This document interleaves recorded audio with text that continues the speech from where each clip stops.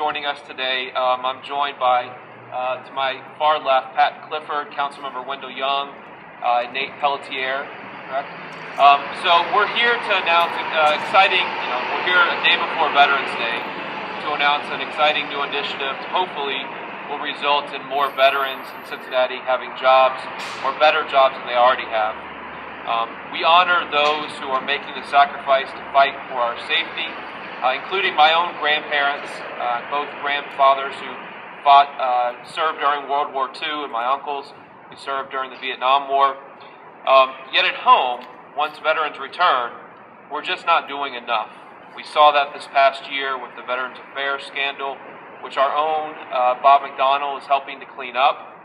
And while we're served by great organizations like the one that Nate works with, including the Tri-State Veterans Alliance, the Joseph House, the city has the ability to join as a better partner. Nationally, unemployment and underemployment is 3% higher for veterans. And post 9/11 veterans, unemployment was over 9% on last year's Veterans Day. In January of this year, there were 50,000 veterans sleeping on American streets, a number far too high for the people who put their lives at risk to fight for the freedoms we also value. So in Cincinnati, the USAA Association has ranked us actually the 8th most friendly city for veterans. But there's no reason we can't be number one. So today I'm announcing the city of Cincinnati will begin tracking employment of veterans in all city contracts. So our city spends hundreds of millions of dollars on outside contracts, a giant sum that, if used right, can greatly impact employment for veterans in our region. As we continue to increase women and minority participation in city contracts, we will now begin tracking veteran employment. This data will show how our tax dollars help grow the lives of our veterans and keep their families employed and growing in our region. This is just the first step in what will be a long and continued effort.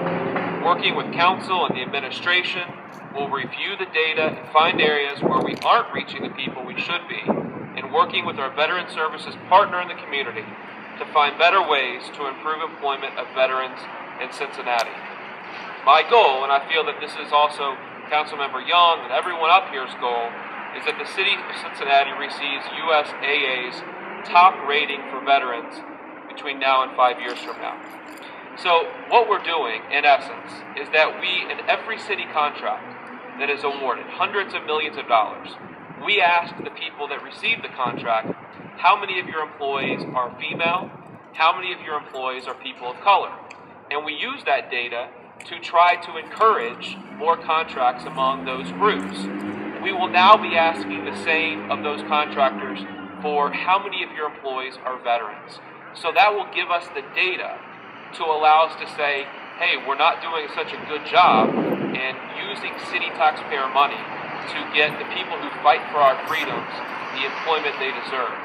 And with that data, we can then perhaps take proactive stances to make sure we get more veterans in Cincinnati employed.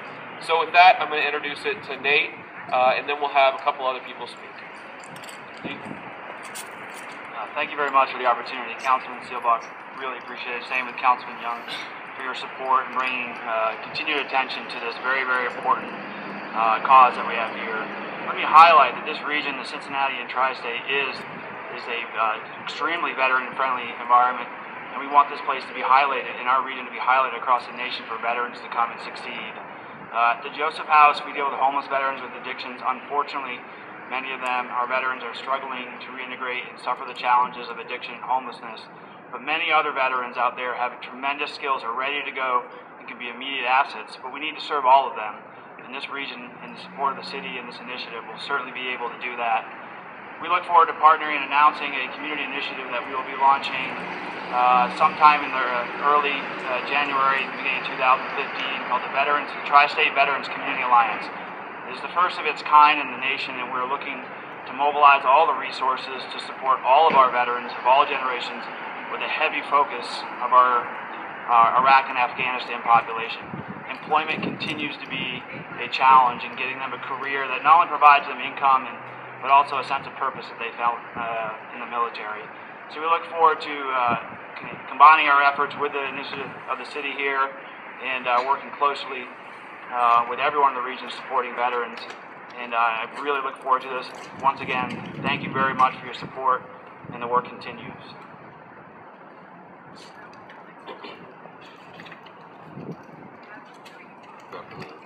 Good afternoon, and thank you for being here. Some of you may know I am a veteran. I served in the Air Force, and so it's especially heartening to me that a person who is not a veteran has taken the lead on making certain that Cincinnati improves its standing among veteran-friendly cities. We all know, and I think pay very close attention to the fact that many veterans don't come back alive. What we don't pay enough attention to are those veterans who come back very much able and willing to continue to contribute to society. So this effort today simply reaches out to find those veterans and partner with them with employers who are willing to hire them. That's an important thing to have happen. There are many of our veterans who struggle today, and a large part of their struggle is simply lack of employment, which translates into lack of funds, which means they don't have the resources they need to address many of the issues they come back with. And so I simply want to add my 2 cents worth as a veteran. And not the only veteran on council anymore. Vice Mayor David Mann is also a veteran.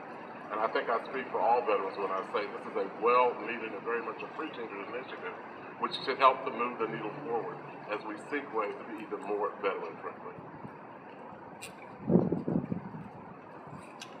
I'm Pat Clifford, and I'm one of the organizers, along with Nate Pelletier, of the Tri-State Veterans Community Alliance. The Alliance is a culmination of over a year's worth of convening of many stakeholders in this region, working with returning vets. About 6 months ago, we released a report called the Tri-State Veteran Community Report, where we found that there is a lot of transitional difficulties that are facing our soldiers returning from Iraq and Afghanistan. Those are very practical, range from very practical difficulties to social, emotional, and community support difficulties. So our work is to try to mobilize our community to align behind the vets that are returning so we can do a much better job navigating the sea of goodwill. Thank you. Thank you all. Do you have any questions? My last name is Pelletier, P-E-L-L-E-T-I-E-R.